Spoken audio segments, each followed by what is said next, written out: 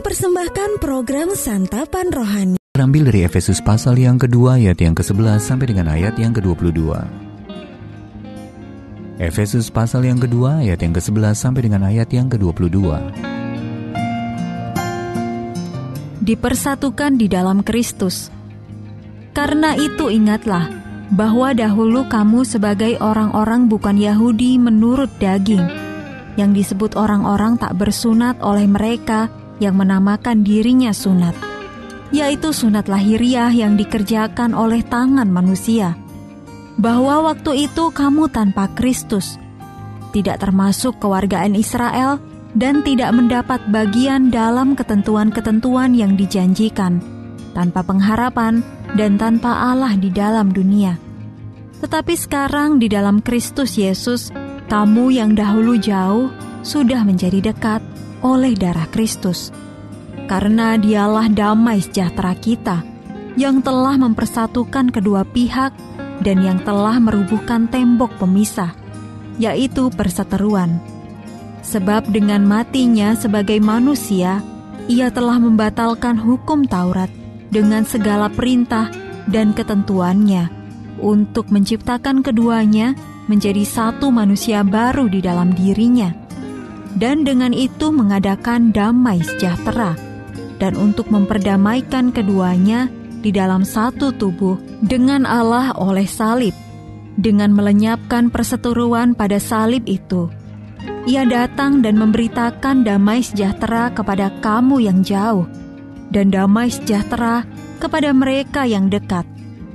Karena oleh Dia kita kedua pihak dalam satu roh beroleh jalan masuk kepada Bapa. Demikianlah kamu bukan lagi orang asing dan pendatang, melainkan kawan sewarga dari orang-orang kudus dan anggota-anggota keluarga Allah, yang dibangun di atas dasar para rasul dan para nabi, dengan Kristus Yesus sebagai batu penjuru. Di dalam Dia tumbuh seluruh bangunan, rapih tersusun menjadi bait Allah yang kudus di dalam Tuhan. Di dalam Dia kamu juga turut dibangunkan menjadi tempat kediaman Allah di dalam Roh. Ayat Mas Renungan hari ini terambil dari Efesus pasal yang kedua ayat yang ke-14.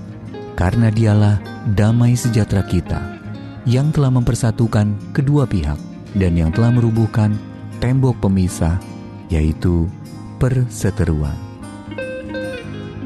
Judul renungan kali ini, Yesus Damai Sejahtera Kita, ditulis oleh Con Campbell.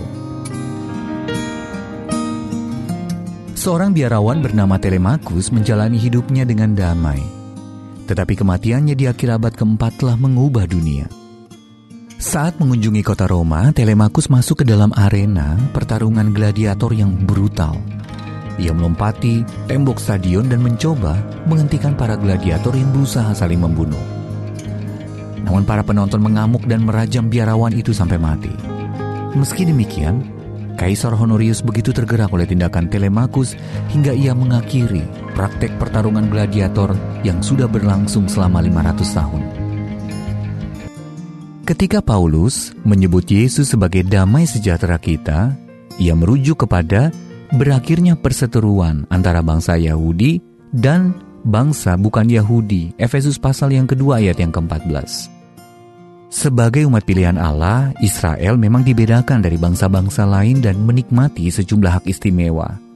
Sebagai contoh, meskipun orang bukan Yahudi boleh beribadah di bait Allah di Yerusalem, sebuah tembok dibangun untuk membatasi mereka agar tetap di pelataran luar, dan pelanggaran terhadap hal itu akan dihukum mati. Orang Yahudi menganggap orang bukan Yahudi tidak tahir, dan kedua belah pihak saling berseteru. Namun sekarang berkat kematian dan kebangkitan Yesus, untuk semua orang, baik bangsa Yahudi maupun bangsa bukan Yahudi, dapat menyembah Allah dengan bebas di dalam iman kepadanya. Ayat yang ke-18-22. Tidak ada lagi tembok pemisah.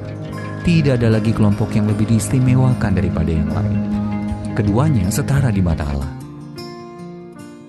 Sama seperti Telemakus membawa perdamaian kepada para gladiator lewat kematiannya, demikian juga Yesus Kristus membawa damai sejahtera dan rekonsiliasi bagi semua orang yang percaya kepadanya lewat kematian dan kebangkitannya. Jadi, bila Yesus damai sejahtera kita, janganlah perbedaan memisahkan kita. Dia telah menyatukan kita oleh darahnya. Bagaimana cara Anda menunjukkan bahwa Anda hidup dalam damai dengan semua orang? Hal apa, ras, status, atau keistimewaan yang menghalangi perdamaian itu? Dan mengapa? Ya Allah Raja Damai, Engkau telah menyatukan kami dalam Yesus. Tolonglah kami memahami sekaligus menghidupi kebenaran tersebut.